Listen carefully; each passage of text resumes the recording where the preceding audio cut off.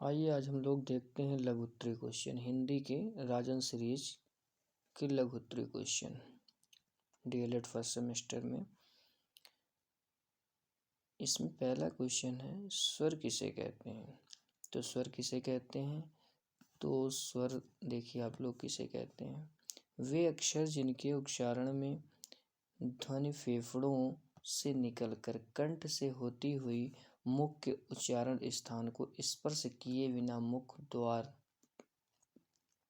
मतलब मुख द्वार या मुख के द्वारा से बाहर निकलती है। ठीक है, बाहर निकल जाती है, स्वर कहलाते हैं। जैसे इसमें से क्या हो जाएगा, 11 स्वर होते हैं टोटल कितने स्वर होते हैं, 11 स्वर होते हैं।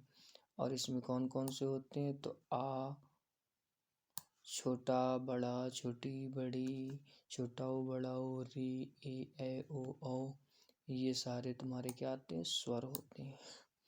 फिर इसके बाद अगला क्या लिखा है, अगला लिखा है व्यंजन किसे कहते हैं। तो व्यंजन किसे कहते हैं, क्वेश्चन आ सकता है, व्यंजन किसे कहते हैं या अथवा में स्पर्श व्यंजन से क्या अभिप्राय है। यह आ सकता है, यह अंतस्थ व्यंजन के किस प्रकार भिन्न है अंतस्थ व्यंजन से। यह क्वेश्चन उसी में दे सकते हैं, कई प्रकार से क्वेश्चन बन सकते हैं। जैसे लिखा है, हिंदी भाषा में व्यंजन वर्णों के उच्चारण स्थान के नाम लिखिए, या संयुक्त व्यंजनों को लिखिए, या विस्पर्श व्यंजन किसे कहते हैं, स्पर्श व्यंजन का उल्लेख करिए। तो इनका सबका एक ही उत्तर होगा, जब प्राण वायु कंठ तथा मुख के अवयवों से टकराती है और टकराती हुई बाहर निकलती है, तो जो ध्वनियाँ उत्पन्न होती हैं उन्हें व्यंजन कहते हैं। जैसे यहाँ पे आपका का, खा, गा, घा हो गया। यदि प्रत्येक व्यंजन उच्चारण स्वर की सहायता से प्राप्त होता है, ठीक है। और व्यंजन कितने प्रकार के होते हैं, तो व्यंजन की संख्या 33 होती है। और व्यंजन प्रमुखता 4 प्रकार के होते हैं। 4 प्रकार के कौन कौन से होते हैं, तो स्पर्श व्यंजन हो गया तुम्हारा, और अंतस्थ व्यंजन हो गया। स्पर्श व्यंजन क्या होते हैं, इन व्यंजनों के उच्चारण में हवा उच्चारण स्थल मतलब जो उच्चारण स्थान होते हैं उनसे स्पर्श करती हुई 5 वर्णों में विभक्त होती है। जैसे का वर्ग, चा वर्ग, टा वर्ग, पा वर्ग, ता वर्ग, ठीक है, ये सारे वर्ग हैं। फिर अंतस्थ हो गया, अंतस्थ में यारा लावा सा आ जाएंगे, यारा लावा आएंगे अंतस्थ में। और ये तुम्हारे ऊष्म में आ जाएंगे, ये ऊष्म वाले ऊष्म में आ जाएंगे, शा शा शा शा हा, ये आ जाएंगे। और इसमें से देखो ये संयुक्त आ जाएंगे, 4 प्रकार के होते हैं,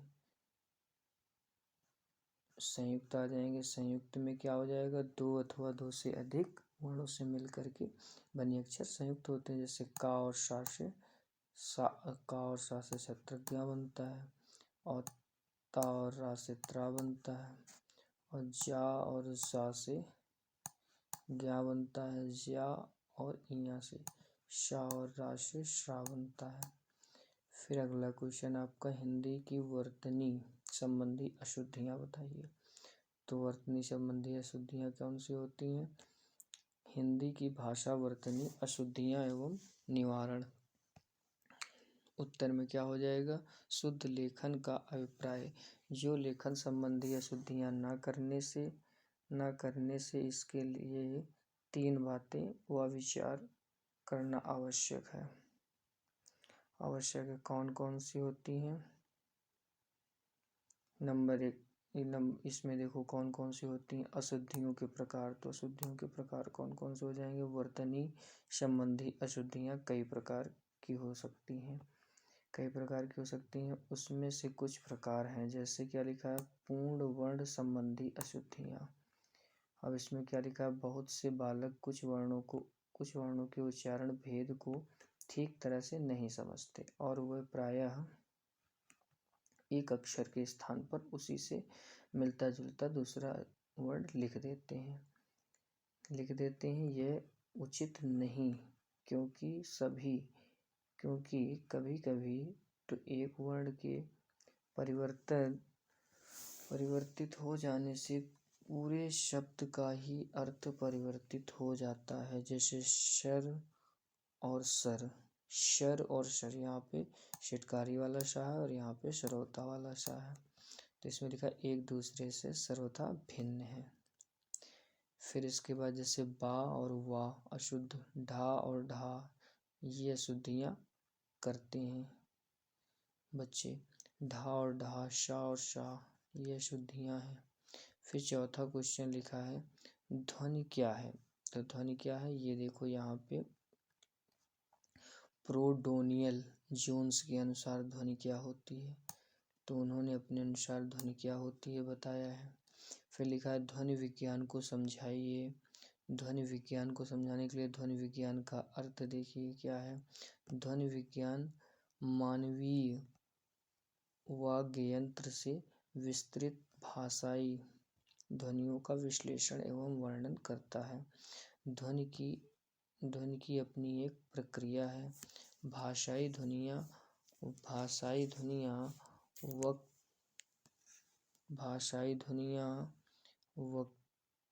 वाग्यंत्र से उत्पादित होकर श्रोता को वर्ण केंद्रित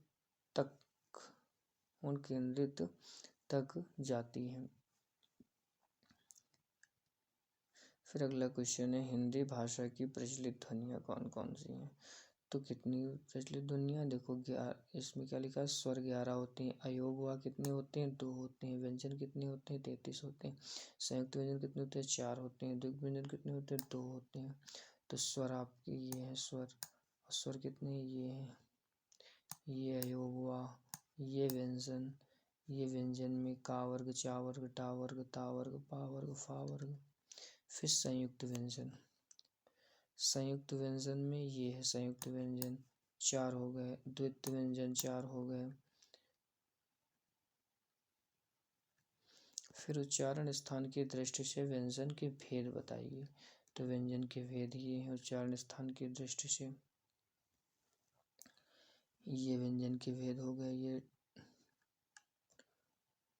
नाम क्या हो गया कंठ हो गया, स्थान कंठ से, और ये स्वर में आ और आहा और व्यंजन में ये इतने कंठ से बोले जाते हैं। तालु से बोला जाता है, मूर्धा से, दंत से, ओष्ठ से, अनुनासिक से, कंठ तालव्य और कंठ ओष्ठ, ये इधर इनके स्थान के नाम। ये स्वर हैं जो इनसे बोले जाते हैं और व्यंजन जो बोले जाते हैं वो सारे व्यंजन वर्ण हैं। फिर अनुनासिक ध्वनियों का संकेत क्या है, तो अनुनासिक ध्वनियों का संकेत ये है अंग आहा और अंग, ये है।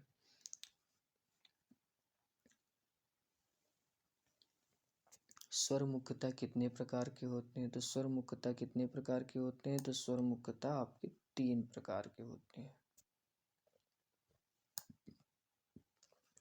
कौन कौन से होते हैं, हास्य स्वर, दीर्घ स्वर और पुलुत्त स्वर, और ये पुलुत्त स्वर हो गया। फिर इसके बाद इसमें क्या है, फिर वर्णों को लिखते समय क्या सावधानियां रखनी चाहिए, तो वर्णों को लिखते समय सावधानियां देख लीजिए आप लोग। वर्णों को लिखते समय अधिकतर छात्र, अध्यापक एवं अभिभावक सभी वर्णों को ठीक प्रकार से नहीं लिख पाते हैं। जो वर्ण ठीक प्रकार नहीं लिख पाते अथवा उनको गलतियां करते हैं, उन वर्णों को निम्न प्रकार जैसे ये सारे वर्ण हैं इनमें से गलतियां कर देते हैं छात्र, और अध्यापक भी कोई कर देते हैं।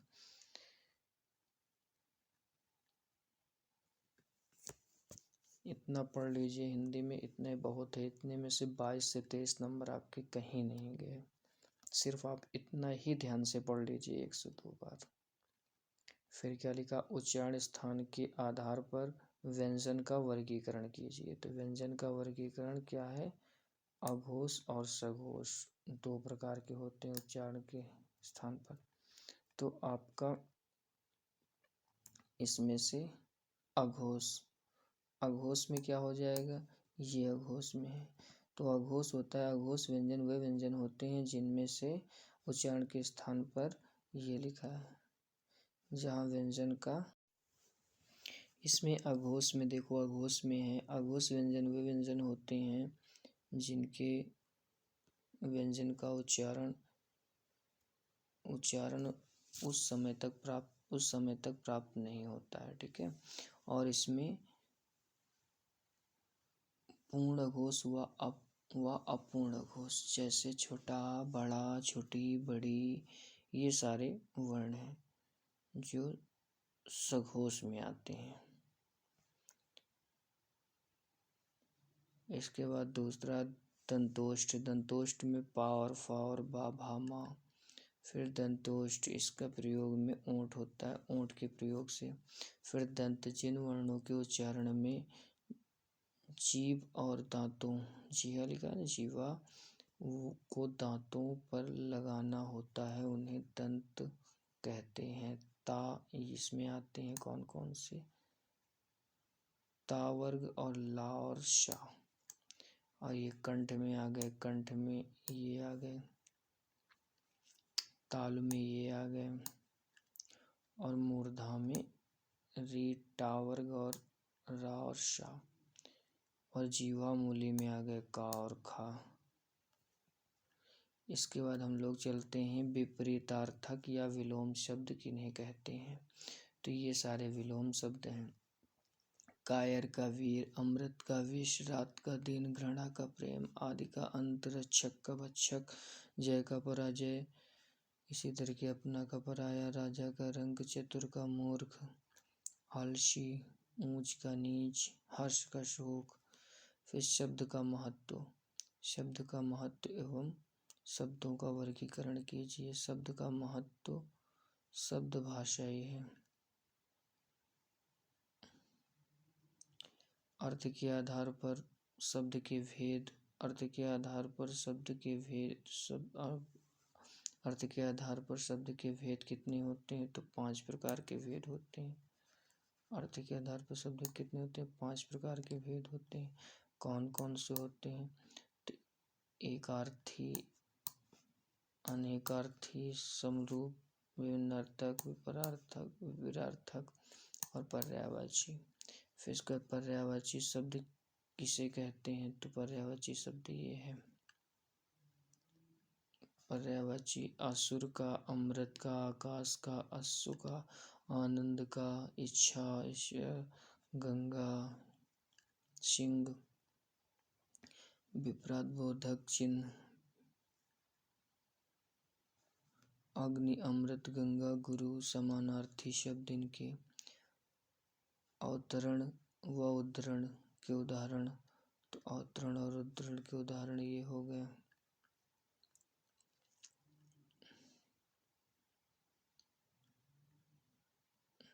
इसके बाद रावण कितने प्रकार से लिखते हैं?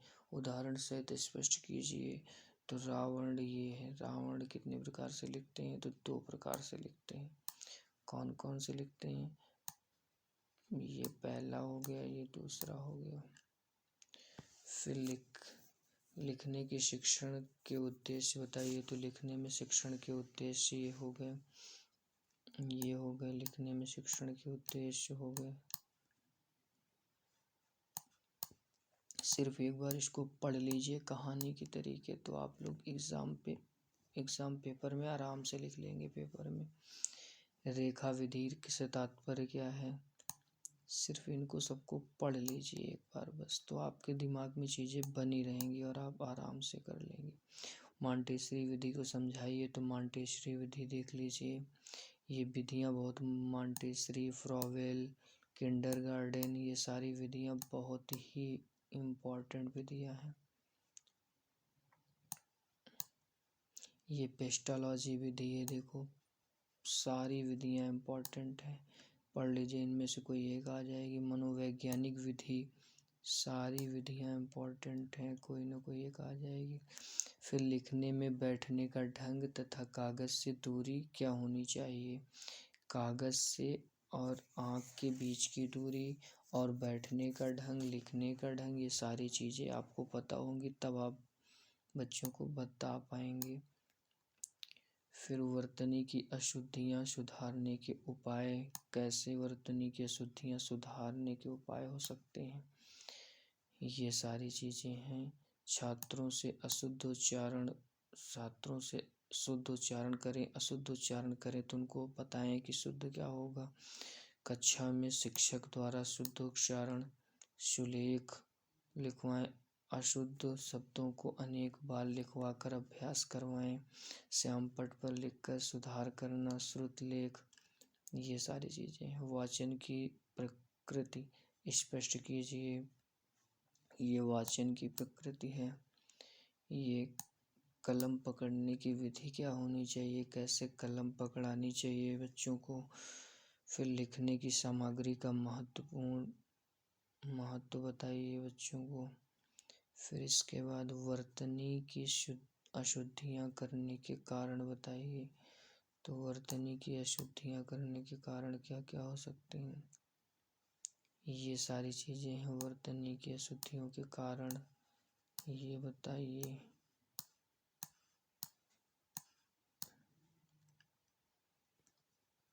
ये सारी चीज़ें बताइए बच्चों को। ये सारी चीज़ें आप लोग पढ़ लेंगे तो एग्ज़ाम में आराम से लिख देंगे। ये सारी चीज़ें सिर्फ पढ़ लेंगे तो लिख देंगे आप लोग एग्ज़ाम में आराम से।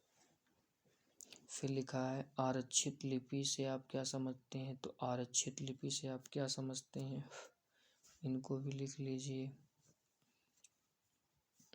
ना है तो कॉपी पेन में एक नोट्स बना करके और जो प्रश्न ना है उनको नोट डाउन कर लीजिए, एग्ज़ाम टाइम पढ़ने के काम आएगा।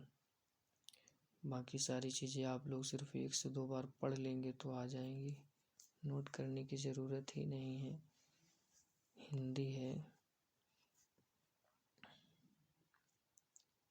देखते जाइए। विराम अथवा विराम का अर्थ क्या होता है, ये विराम का अर्थ क्या होता है उदाहरण सहित है, ये परिभाषा है विराम चिन्ह की। भारत में 1 जुलाई 2017 से जीएसटी कानून लागू हुआ। जीएसटी कानून कब से आया, ये सारी चीज़ें हो गई। लागू हुआ, ये आपका जो चिन्ह लगा है पूर्ण विराम का चिन्ह है। फिर अल्प विराम का चिन्ह, अल्प विराम का चिन्ह ये आता है, ये शब्दों के पृथक करने का है, अलग करने का। संबोधन हो गया, ये 2 अंशों को जोड़ने के लिए हो गया। ये कथन स्पष्ट करने के लिए हो गया। अर्ध विराम। प्रश्नवाचक, प्रश्नवाचक चिन्ह कैसे लगते हैं, जिसमें प्रश्न पूछे जाते हैं। विस्मयबोधक चिन्ह, योजक चिन्ह, उद्धरण, लाघव चिन्ह।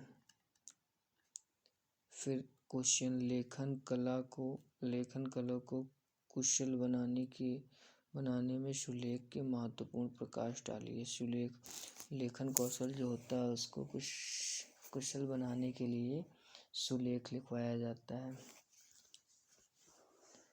महात्मा गांधी जी ने कहा था कि भद्दा लेख अधूरी पढ़ाई की निशानी है, अतः लेख सदैव स्पष्ट और शुद्ध होना चाहिए। शुद्धता को प्रथम वरीयता देनी होगी, तत्पश्चात स्पष्ट और सफाई को का महत्व। फिर अशुद्ध उच्चारण की किन्हीं 5 कारणों की वजह अशुद्ध उच्चारण क्यों होते हैं, तो ये देखो। ध्वनि लोपन, ध्वनि जब आधी सुनी गई और आधी भुला दी गई। फिर ध्वनि प्रकृति, ध्वनि विपर्य। फिर उच्चारण के साधारण नियमों का ज्ञान न होना। फिर अनुनासिक स्वर किसे कहते हैं, अनुनासिक स्वर ये होता है, इनके उदाहरण होते हैं अनुनासिक, नासिक।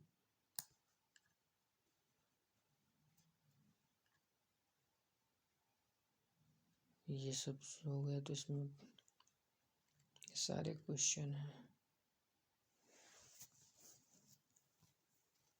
उच्चारण के प्रमुख तत्व, उच्चारण के प्रमुख तत्व ध्वनि व्यवस्था, बल, ये सारे हैं उच्चारण के प्रमुख। पाठन क्या है, पाठन का अर्थ बताइए, शिक्षण की विधियां बताइए।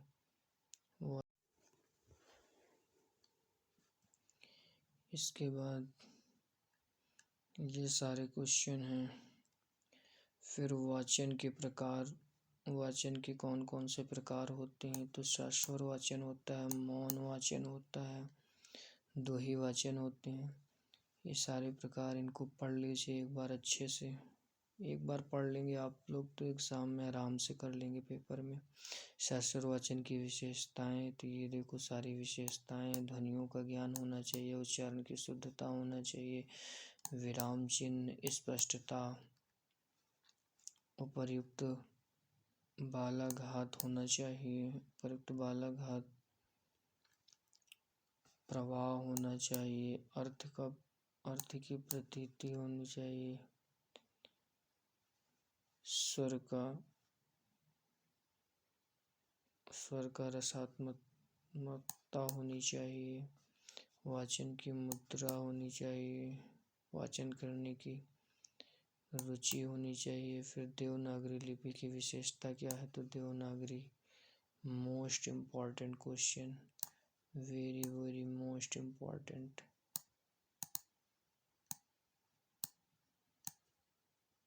मोस्ट इम्पॉर्टेंट क्वेश्चन है।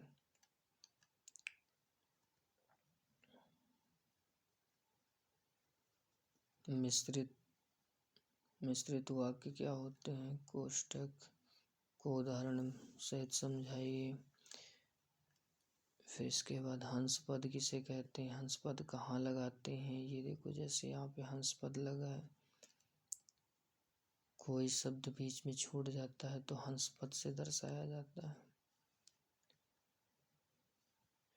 अल्प विराम का प्रयोग, पूर्ण विराम, मौखिक अभिव्यक्ति के साधन लिखिए, मौखिक अभिव्यक्ति के साधन, कहानी पाठ, कविता, अभिनय, अनुसरण, वाद विवाद, लेखन शिक्षण की प्रमुख विधियां लिखिए। ये सारी चीजें हैं। ये सारे क्वेश्चन आप लोग एक बार से पढ़ लोगे तो बस याद हो जाएंगे। अगर थोड़ा रह भी जाएगा तो दूसरी बार फिर पढ़ लोगे तो सारी याद हो जाएंगे। फिर लिखने की शिक्षण विधियां, रेखाओं की विधि, रेखा विधि, मांटेश्वरी विधि, देखो वही विधि आ गई, अनुकरण विधि, पेस्टोलॉजी विधि। ये सारी चीज़ें बहुत इम्पोर्टेंट क्वेश्चन है, ये इम्पोर्टेंट है बहुत।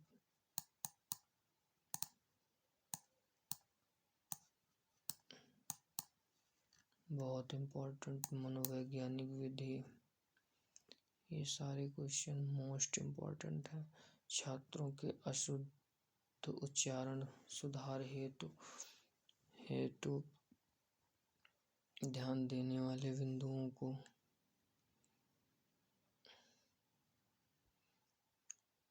ये सारे क्वेश्चन मोस्ट इम्पोर्टेंट। हिंदी शिक्षण के दृश्य श्रव्य साधनों का प्रयोग, तो दृश्य श्रव्य जिसे दृश्य मतलब श्रव्य मतलब सुनना और दृश्य मतलब देखना, देखना और सुनना दोनों जिसमें आए वो दृश्य श्रव्य होगा, जैसे आपका टेलीविजन हो गया। कविता शिक्षण की विशिष्ट उद्देश्य, राजन की सीरीज आपके लिए कंप्लीट, पहला वीडियो जो लाए थे हिंदी का उसमें बहुविकल्पी और अतलघुत्री, इसमें लघुत्री और दीर्घोत्री क्वेश्चन, 2 टाइप के क्वेश्चन हैं जो कंप्लीट राजन की सीरीज पूरी हो गई। सिर्फ आप लोग दोनों वीडियो देख लोगे तो हिंदी में 22 से 23 नंबर कोई रोक नहीं पाएगा आपकी, 101% कोई नहीं रोक पाएगा। सिर्फ अच्छे से देख लो, अगर एक बार में नहीं आता तो 2 बार पढ़ लो, सिर्फ पढ़ने से आ जाएगा। और जो चीज़ ना आए उसे नोट डाउन भी आप लोग कर सकते हो कॉपी पेन में।